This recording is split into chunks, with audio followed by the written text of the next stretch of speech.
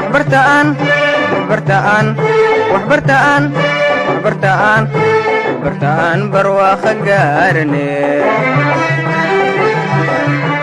Assalamu alaikum warahmatullahi wabarakatuh. Welcome our special interview with Teacher Master Otieno, who is one of the Kenyan teachers, and we ask him about education in this country and Somali students who come to study. My name Abdullahi Hassan Ahmed Dayax. I'm here on CMV TV. Enjoy watching. And teacher, first welcome to CMV TV, starting with your background. Thank you very much. My name is Teacher Otieno. I'm a teacher in Allison College. Allison College is one of the well-established schools in Isili. I'm a teacher who is married. I have a family. I've been in this ground of teaching for almost now 8 years. So I'm very happy for you allowing me to be here in CNV TV, and I look forward to having this great interview. And thank you. I'm happy that you accepted this interview, and I would like to ask you something about education and Somali students who come to Kenya. The first question is, you are one of the teachers in Kenya, especially who does help with Somali students who come to this country for education. Are there any challenges you face in teaching them because of languages are different? Of course, yes, there are challenges that I've been facing as a teacher when I teach students, especially students from Somalia or any other country.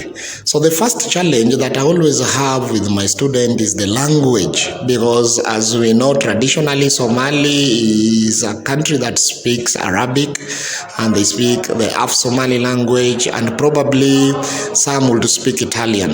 Now those languages are very foreign here in Kenya, and so when a student comes who only is conversant in Af-Somali or probably conversant in Italian language or probably even Arabic, then there's always a barrier between me as a teacher and my student.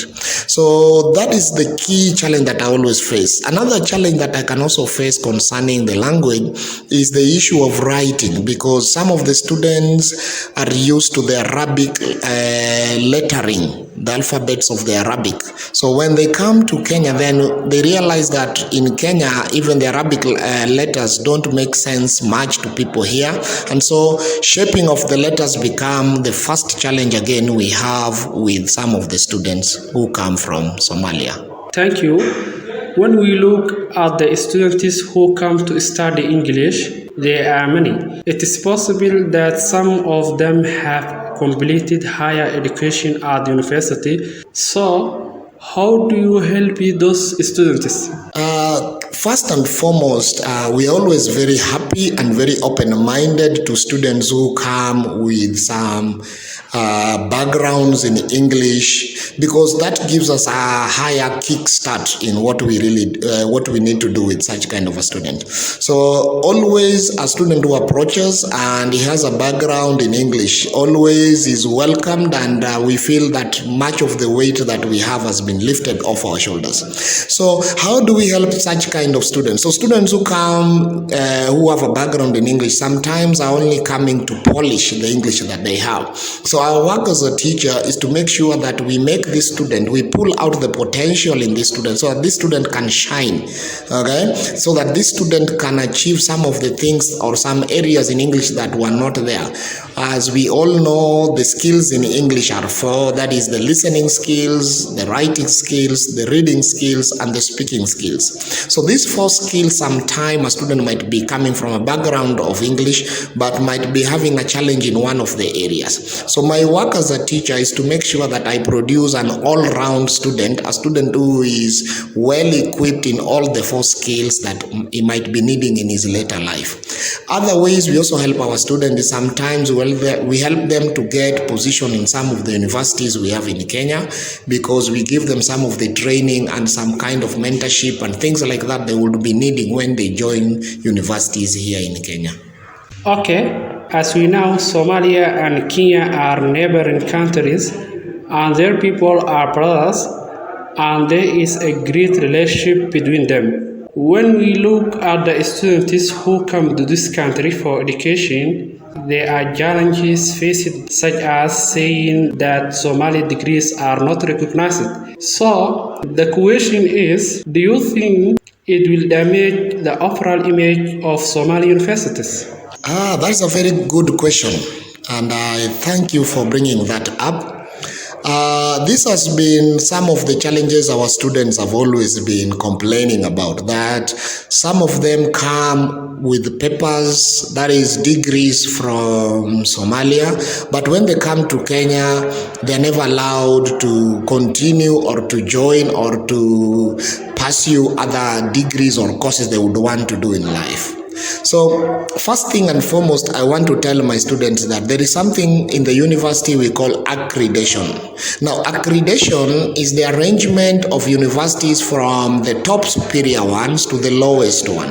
This is not only done by fewer countries, but is done internationally, so that we have universities that are given top position depending on the facility, depending on the quality, depending on the course that they give and the methodology that they use to give the course. So right now, for example, universities in America, for example, a doctor who has studied, for example, medicine in Harvard University in USA, sometimes is ranked higher and considered higher than a doctor who has studied medicine in Kenya. All this is because of accreditation. Not that they are much more better than the other, no, but because that doctor with the facilities and the things he trained with is considered well competent enough than the one who comes from Kenya. So the same applies. So what really happens is that sometimes the universities in Kenya, they feel that some of the courses that they are offering, they need the students who are going to take those courses to be of a particular standard. And once that standard is out there, they're always finding challenging that some of the students who come from even not Somalia but other countries as well might not be able to meet this standard that they have set.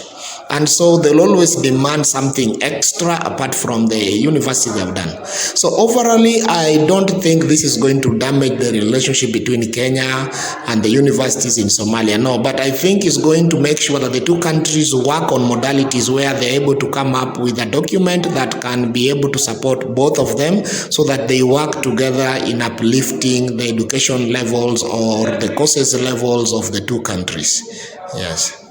Okay, finally, what can you tell us about importance of education? Education is the eye opener, and this is the only tool we have right now that can really bring change not only to Kenya or Somalia but to Africa as a whole. Now, the benefits of education are so many, as some of you already know it, because apart from the literacy part where you are able to be literate, you know so many things that are happening around you, education also gives you a chance, a platform where you can negotiate, where you can position yourself to fit and work well in any part of this country or any part of this world, because it gives you the skills you'll need in your life. So that makes education very important. Another thing that also education is key or can help somebody is that, somebody with, for example, is that education can move people from a lower cadre of life or a lower social status in life, and it can make you sit on higher status of life because of the skills or the level of education that you might be having. A normal peasant boy in the village who picks education has a promising future of one day probably sitting at the highest table of responsibility in the country. And that education empowers this young man at that tender age and brings change to the life of this person. Another thing that education is also key. Right now, Africa is at a dilemma where we have leaders sometimes who are well positioned at top places, but might be lacking some of the skills to be able to manage Africa in the right manner. And so education can be the bridging tool that can equip some of these leaders we have in Africa to be able to bring changes in Africa, and then in that way put our countries on the forward march. So I would really urge everyone that is outside there that education is the tool or the weapon that we can only use to fight for our equal position in the world or in this global world that is very competitive. Thank you so much. Thank you too. I really appreciate the interview.